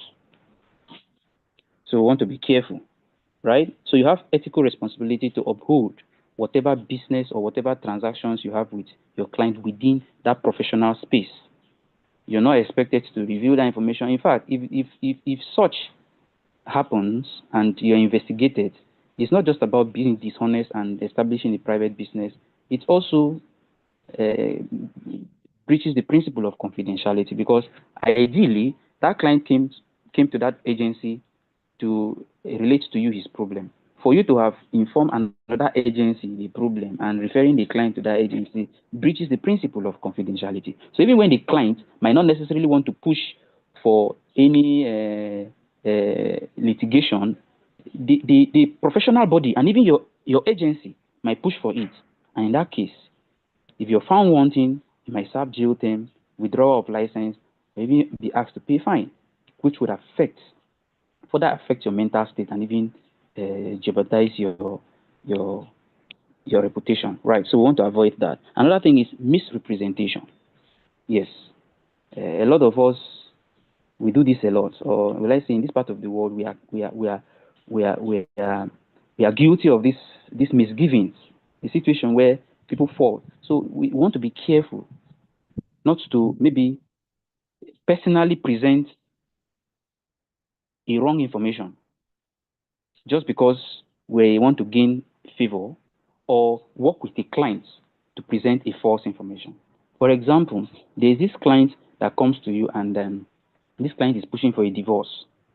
And the client is claiming that one of the reasons why he wants to divorce, or she wants to divorce the partner, is because the partner is always beating her, or there is the presence of intimate partner violence in the family. And but the client does not have anything to show that the husband normally beats her. For you as a social worker, probably because of your past experience, you're also a divorcee and you're bittered. And you see why it is good for us to keep our excesses in check, our biases in check. You begin to help this client to fabricate information that can serve as evidence in court. That will be you going against the ethical responsibility of the profession, which would expose you to malpractice suits. So we want to be careful. That takes us to the next ethical responsibility. So, like we said earlier, social workers must ensure that their representations to clients, employers, and public of their qualifications, experiences, and authorships and other credentials are accurate. So whatever you do, let it be accurate. I will still boil it down. Let me still cascade it down to your experience. Some of you were saying that, please, although I don't have any direct background in social work, but I've been working as a social worker, I've been doing field work for the past 5, 6, or 3 years. Why are you still expecting me to go to field? Do you have any documents to show that you have a field work experience? So if you're asked to present a document now, the only one you can present is a fabricated one, which is wrong. Now, in fieldwork engagement, you must have a field supervisor. And if a supervisor from the agency or the institution that sends you to that fieldwork would also be present to always monitor and supervise you. Now, in your experience, was there a field supervisor assigned to you, both from the agency and from the social work institution? So you see that what you did, what your experience wasn't even, it's an experience, but that wasn't a social work experience, even though you were doing a social work related job. So we want to be careful to avoid situations where we will be presenting wrong credentials just because we are pushing for something, right? Now that takes us to the next ethical responsibility, which has to do with our ethical responsibilities to social work profession, right? So we, as a professional, as social workers, we are expected to be loyal to the profession. And one of the ways we can demonstrate our loyalty to the profession is to practice to be accountable, to push for integrity, right? You should be known to be persons of integrity. I used to tell people, integrity and accountability will bring, will I say, something to you more than you cutting the corners. It is laziness, right, to cut corners. In fact, if you see people trying to cut corners, it's because they are incompetent. That's just the truth. Because if you're competent enough, people will see you. People will see you. Now, let me say this from my own personal experience. I used to tell people, most of what I've benefited in social work engagement, majorly, it's not even from the direct intervention. It's as a result of the gift I receive for doing my work very well.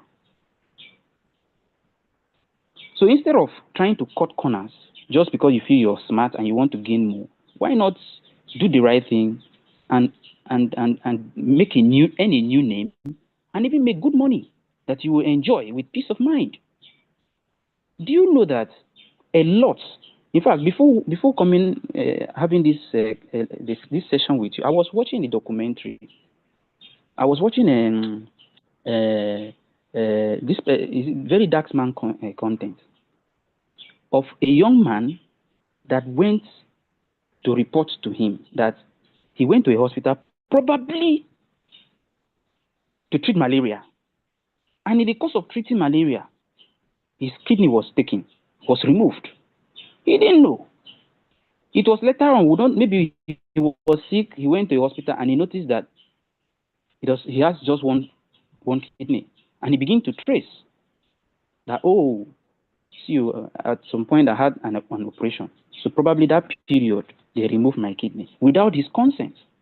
Now, imagine, while I was watching that, I was trying to imagine something. What if it was a social worker that referred that boy to that clinic, to that hospital? What if there was a social worker that was supposed to take charge of that professional relationship? Because ideally, in a hospital setting where there is a social worker is expected to be attached to every client or every patient. Now, let's assume that hospital that removed his kidney, there was a social worker there, and there was a social worker attached to that client. So if they are investigating the matter, the social worker will also be guilty because he would have, will I say, reviewed or tried to mar whatever plan the other professionals were having to steal that boy's kidney. Why are we saying this? As a professional, we need to be known as people of integrity. This is not a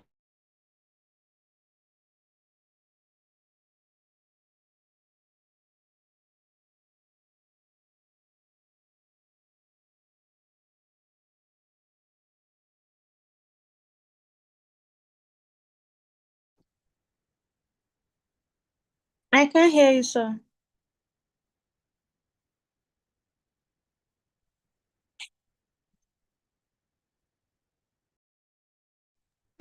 I can't hear anything anymore. And maybe he has a call. I guess probably he received the call.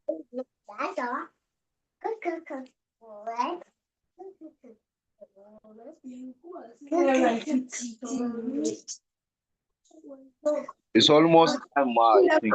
Just 4 minutes and highly not hearing anything. Hello, sir.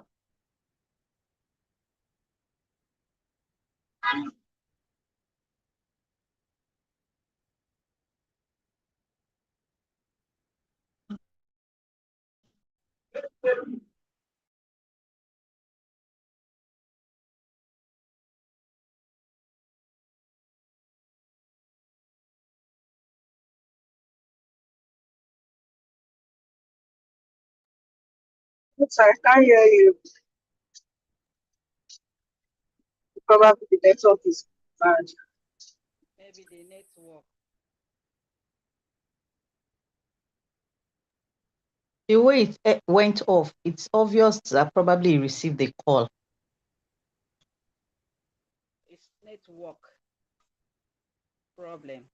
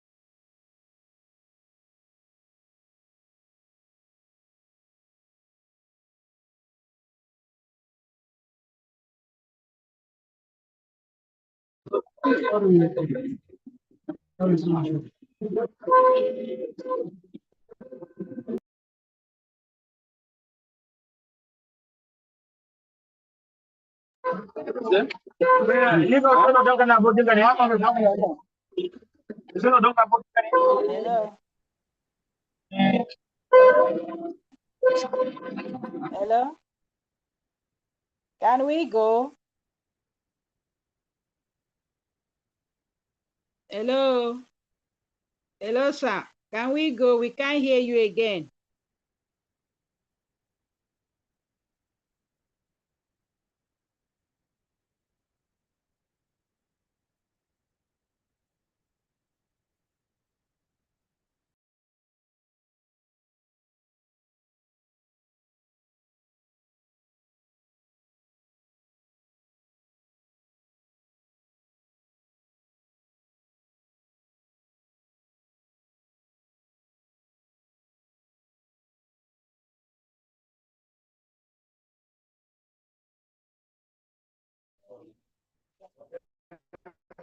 Hello, sir. Can we go? We're not hearing anything.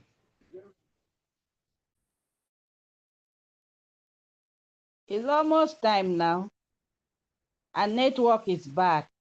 We can't hear him again. Hello.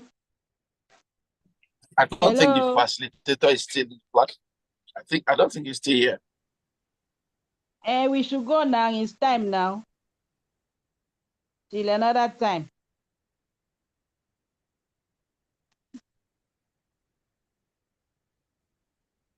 Hello. Okay. Happy weekend. Bye-bye.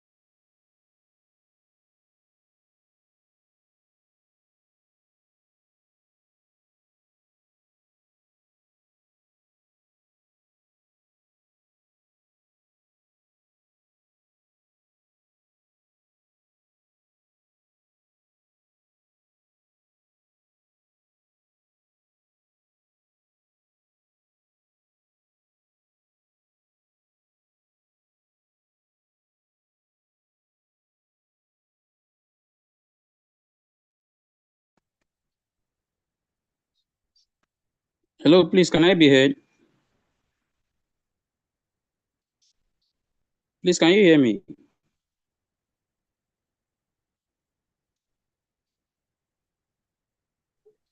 Yes, sir, I can hear you. Hello? Yes, I we can can hear you, hear you, sir. sir. Okay,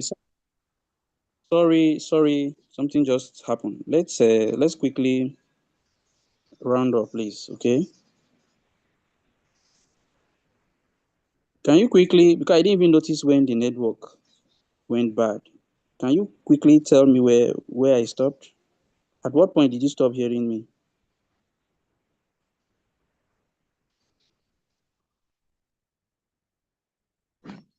Hello, please, if you can hear me, let me know. At what point did you stop hearing me?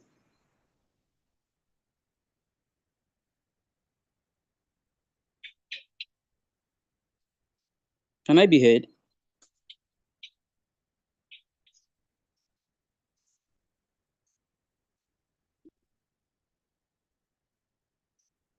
Hello, please, can you hear me? Unmute and let me know if you can hear me. I can hear you, sir. I was asking, I said, at what point did you stop hearing me? Because I didn't even notice when I was knocked out.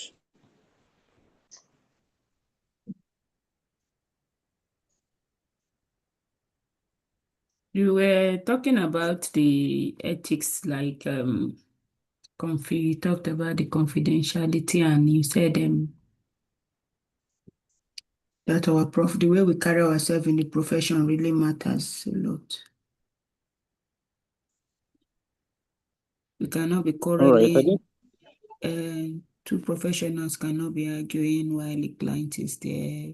And also the area you were keen on was when you talked about higher self-development, that you don't expect a BSc holder to be expecting more when the people that have already developed themselves. So you were encouraging us to not just stop at BSc or at diploma or level, because you said there are different classes of people in this class, diploma and all that, but people have been able to self-develop. So you were telling us to self-develop ourselves. We shouldn't stop here.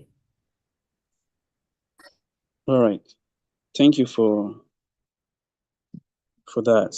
And I was also talking about the ethical responsibility of social work institutions, and this can be demonstrated in our administrative transparency and the financial transparency, as well as ensuring credibility and high standards, which has to do with social work institutions, agencies, and organizations striving to ensuring credibility and setting high standard of practice without trying to cut corners or trying to water down the principles and values, as well as ethical standards that defines the social work profession.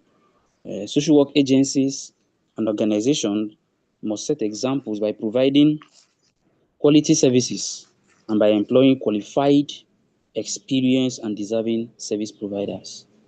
So we don't want to use, maybe because you're a superior, you're the head of a particular agency, you don't want to use it to settle your village people because they come to you and even without qualification, you want to give them the job. No. Let it be reserved for those who are qualified.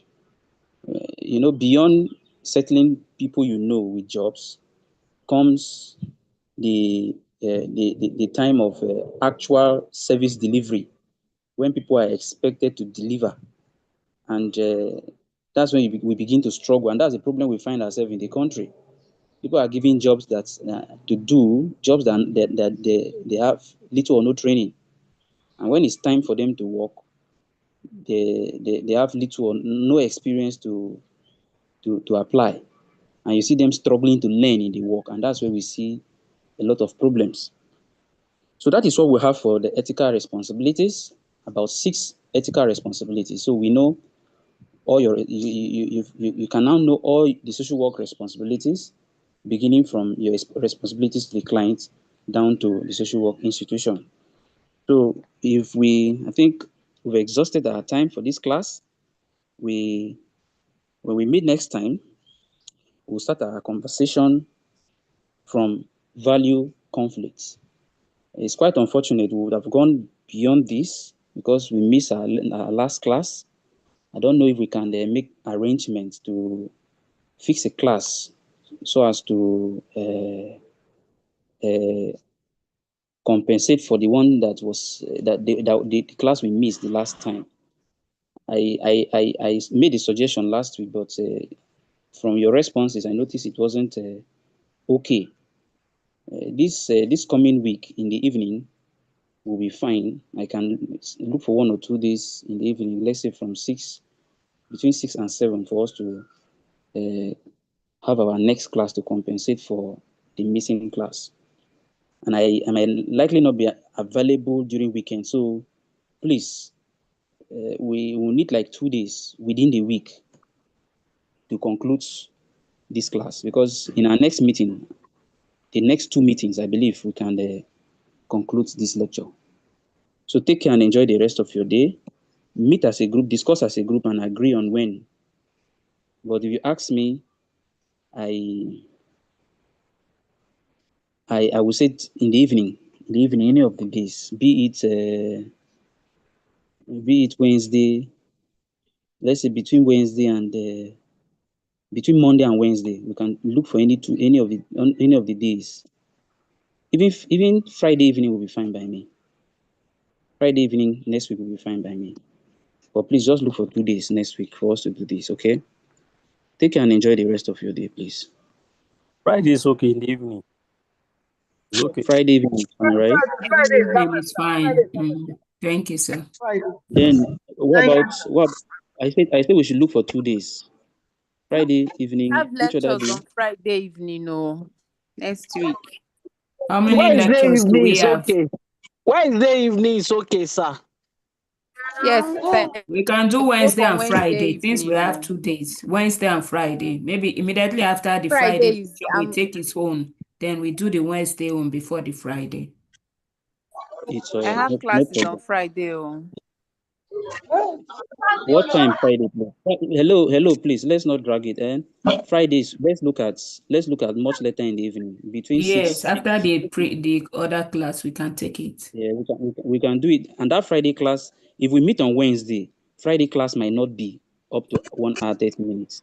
Okay, sir. So if we meet on Wednesday for 2 hours, Friday might just be 1 hour or 1 hour 30 minutes. So we have a deal, right? Wednesday and the Friday, right? What time, sir? On that Wednesday. Wednesday we can still make it between 6 and 7. At 6 and 7, I'll be at work. You say what? Yeah, I'll be at work. You can still attend now, or it depends on the nature of your work. That's why I mean You want it to be in the night? Yes, the night will be better. Will please, even the Friday, will between 8 and 9 be fine? And 9 will be fine. Yes, 8 and 9. 8 to 9 p.m. on Friday, 8 to 9 p.m. on Wednesday. On Wednesday, yeah, 8 to 9 Wednesday, 8 to 9 on Friday. Okay, now let's leave it at that now. Okay, see what will happen. Let's leave it open between 7 to 9. Okay, let's do it like that. You can join as we proceed. Is that fine? Okay, sir. Yes, sir. Yes, sir. All right. Thank you, sir. Take care and enjoy the rest of your day, Sir, please. please, can we get the material for today's class? Already gave us material. I gave please, you can you material. resend?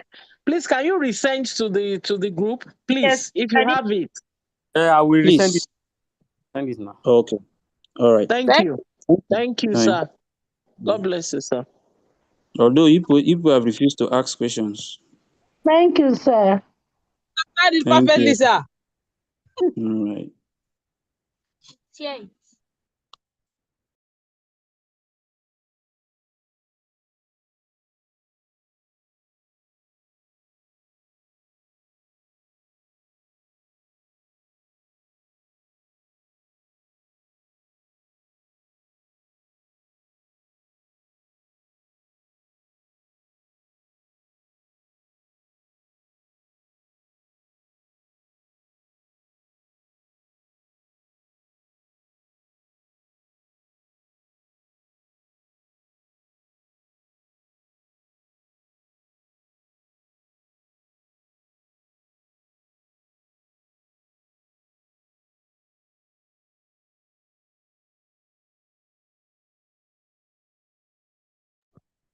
Hello, I've already sent the material to the platform.